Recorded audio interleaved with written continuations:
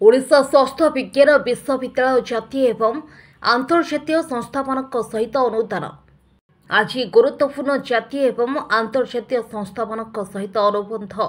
स्वाक्षर करिछि। माननीय स्वास्थ्य और परिवार कल्याण मंत्री उपस्थित एम्स भुवनेश्वर श्री श्री विश्वविद्यालय आईआईटी भुवनेश्वर एवं जाभियर भक्ति ह्यूट ऑफ मैनेजमेंट भुवनेश्वर सहित यह अनुबंध स्वाक्षर है। उक्तिगुड़िक ओडिशार तलसा शिक्षा गवेषणा एवं आरोग्य उन्नति रे गुरुत्वपूर्ण भूमिका नेबाकु आशा कर मो ओडिशा स्वास्थ्य विश्वविद्यालय कुलपति प्रोफेसर मानस रंजन साहू आज एक्चुअली ओडिशा स्वास्थ्य सेवा क्षेत्र में एक ऐतिहासिक दिन। एइथिपाई ओडिशा स्वास्थ्य विश्वविद्यालय आज गोटे मेमोरांडम ऑफ अंडरस्टैंडिंग ओडिशार विभिन्न अग्रणी टेक्निकल अनुष्ठान सहित कला एवं किछि व्यक्तित्व जो माने पृथ्वीर बेस्ट डाक्तर और सर्जन से सहित करागला।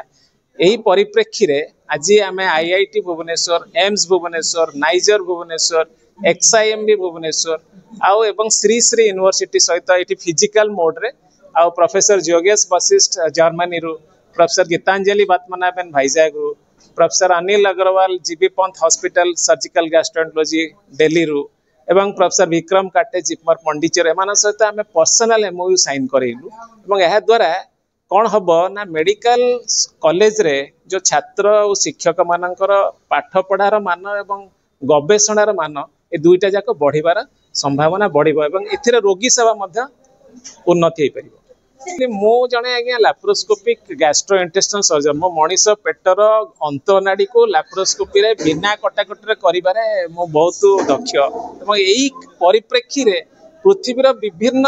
बेस्ट लोकों सहित मोर संपर्क अच्छे। मु चाहूँगी यही सब लोक मान मो ओडिशा को आमर मेडिकल कॉलेज को आनिकी भल सेवार मान बढ़ाई आम लोक टे बेस्ट बेनिफिट पातु कहीं मु एम्स रे थी मु एम्स रे लोक मान सेवा करी पारुथली। बर्तमान मुझे ओडिशा विश्वविद्यालय कुलपति भाव में आसिली मु भाविली कि ओडिशा माटी रे ओडिया डाक्तर मानक टे मान बढ़ाइबा आम ओडिया लोक मैंने भल सेवा पाइबे से बर्तमान से चेष्टित। मु केवल एति कहबी जे लोक माने टिके श्रृंखलित हुंते एवं गोटे जिनस मु सब मार्क करूची ओडिशा रे ओडिया लोक माने हमर के डाक्तर मानक प्रति आ स्वास्थ्य सेवा जो माने एक्चुअली काम करूचंती से माने किछिटा सम्मान दियंतु काना से माने बहुत दिन राति पड़ी काम करूचंती से माने काम को सम्मान देले से माने मध्ये भलो काम करी देखाई परिबे से गोटे जिनस मु कहूची। मु केवल एति कहबी कलकत्ता रे जहा घटी गला सेटा माने अभावनीय एभली घटना केबे केही कल्पना भी करि परिबनी एवं से राज्य सरकार बहुत प्रकार पदक्षेप नहीं माननीय स्वास्थ्य मंत्री सहित आलोचना भी विषय करी गत काली गोटे गाइडलाइन बाहर कराई ओडिशार सबु मेडिकल कॉलेज रे कौन आम सब विभिन्न प्रकार पदक्षेप नबा जो थे कि डाक्तर और डाक्तरी छात्र माने सुरक्षित रही पारिबे और सेटा हमर निहाती दरकार। भुवनेश्वर सिटी रिपोर्टर लिपिका राउत का रिपोर्ट अपराह्न लाइव।